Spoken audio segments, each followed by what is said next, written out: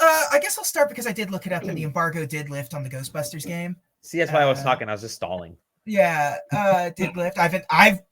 We got like 15 codes for the Ghostbusters game. I'm the only one that's been playing it, so nobody's busting with me. I listen. I said I was ready to bust yesterday. I'm ready to bust at any time, any given moment. Let me get my jumpsuit on and I can bust. Yeah, we're all gonna bust together with Nate. What's his name? Nate Will Blunderfield. Yeah. So it's an Illfonics game, which you would know from the Friday the 13th and Predator games. Have either of you even like booted it up? Yeah, so I watched the whole intro piece to the part where I could customize my character. Okay. But I didn't. I guess I wouldn't call that playing the actual video game. If we're going to bust, I highly recommend playing just a little bit of the game because it's going to need to happen to. Why? Because you need to like start getting things like unlocked, and not everything. I'll unlock them while we bust, JJ. This isn't complicated. Right. Yeah, count me in for that. It's actually surprisingly competent as a single player experience somehow. Like the AI isn't bad. And I just do they just fill? Yeah, they just fill it. If you just go, they just fill it with AI on either side. So it's asymmetric. Look at that. Is that Dan Aykroyd? It is Dan Aykroyd. They got Dan Aykroyd and they got Ernie Hudson to reprise their roles. This game takes place immediately after Afterlife. Like the post-credits scene of Afterlife has him opening up the firehouse, and this picks up right then during that mid-credit scene. Yeah. And so it's them just going international. Like, we're going to franchise out the Ghostbusters. And you just put together your team and you bust ghosts, and it works. It was funny because, like, when I was watching the intro, and they have Aykroyd talk a lot, and I was like, I was still not sure if it was actually Dan Aykroyd or if they just got a really, really good impersonator, because I just wouldn't have necessarily expected him to do it. Wait, but I don't know. Maybe he just really likes Ghostbusters. Yeah. Is this a 5-person or 4-person? It is an asymmetric. It is 4v1. So so 4 Ghostbusters, 1 ghost. Nice. And so when you're the Ghostbusters, you are the main game conceit is you go into one of the haunted levels, and the ghost as the one, you can possess things, you can haunt things, and you can scare the people that are in there. And your goal is to get the building to be completely and totally haunted. There's a little bar that is haunted.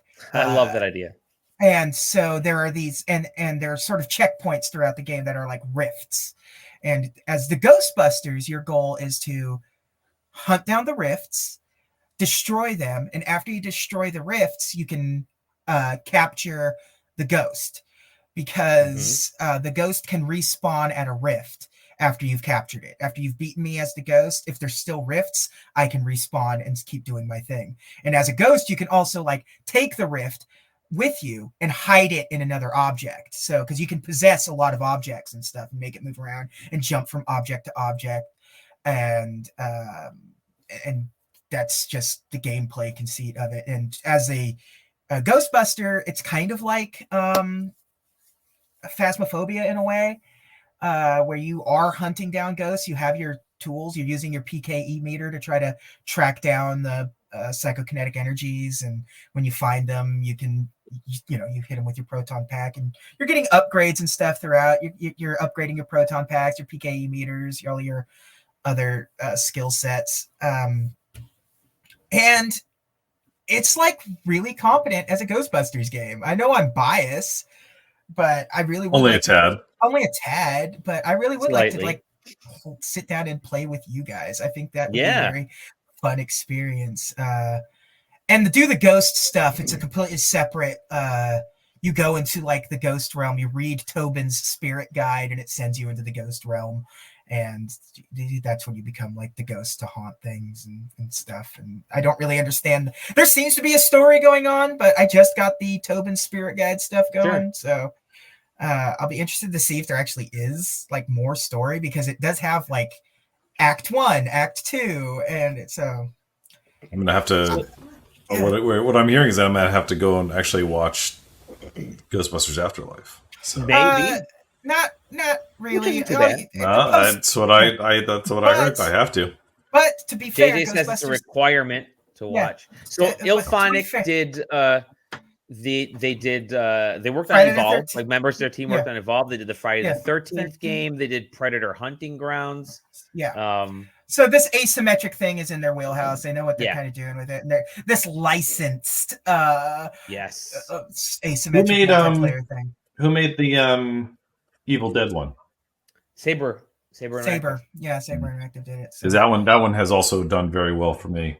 Yeah. From a critical perspective, as far as asymmetrical games go. They're doing a real good job at letting them be, because it used to not be the case, but because Friday the 13th didn't at first, but like letting people just kind of play it and grind on their own. If you want to do this solo, you can, and it doesn't really take away from the experience, because it's just kind of a silly Ghostbusters thing. Like, I don't know if it's worth for a lot of people the $40 that it usually is, but at the same time, if you're a Ghostbuster fan, as a Ghostbuster fan, it's really fun. Like, my Ghostbuster looks a lot like me. Like, I was able to create myself pretty well in it, and you keep unlocking costumes and stuff. Like, I'm unlocking the colorways. Like, right now my character wears the Peter Venkman Real Ghostbusters brown jumpsuit, and it's like, so it's pretty good. It's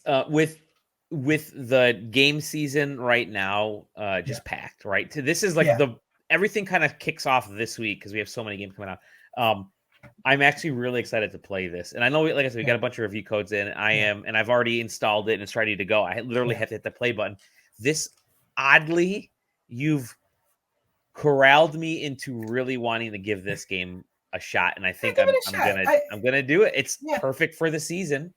Yeah, it's nice to be able to also play one of these types of games that's not like over the top graphic, I guess would be the way. It's very family friendly because it's Ghostbusters in a way, but like, Friday the 13th, Predator, Evolve, even like Dead by Daylight, too realistic type of thing. They're designed to be these horror games that are just like, this game's just it's that sort of campy horror, which is super fun, and it's real fun to just play.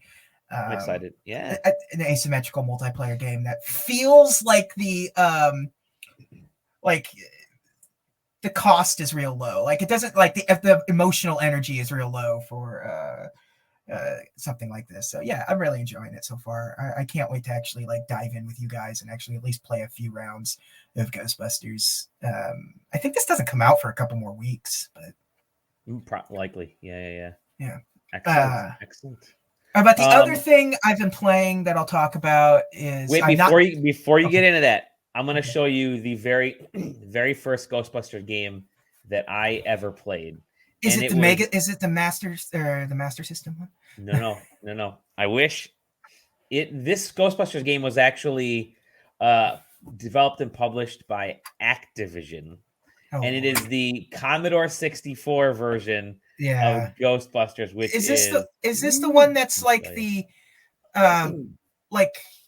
it's the one that's kind of technically a management sim.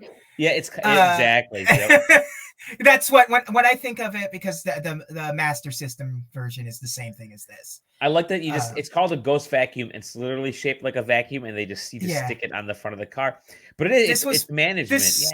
This was before Dan Aykroyd got super into it. So like, Dan Aykroyd knows the names of all of this bullshit. Like, he would never allow the phrase ghost vacuum to be in a Ghostbusters property these days. But yeah. This actually a really good game. Yeah, it is. For what it is. Just like a weird resource business. There's a sim little based bit on of Ghostbusters. action in there. Yeah, There's driving. It's surprising. Ghostbusters being a business sim makes a lot of sense too. So, and then of course Zool. There's Zool. Zool right in there. Yeah, you got to make your way to Zool. You got to get that PK energy down.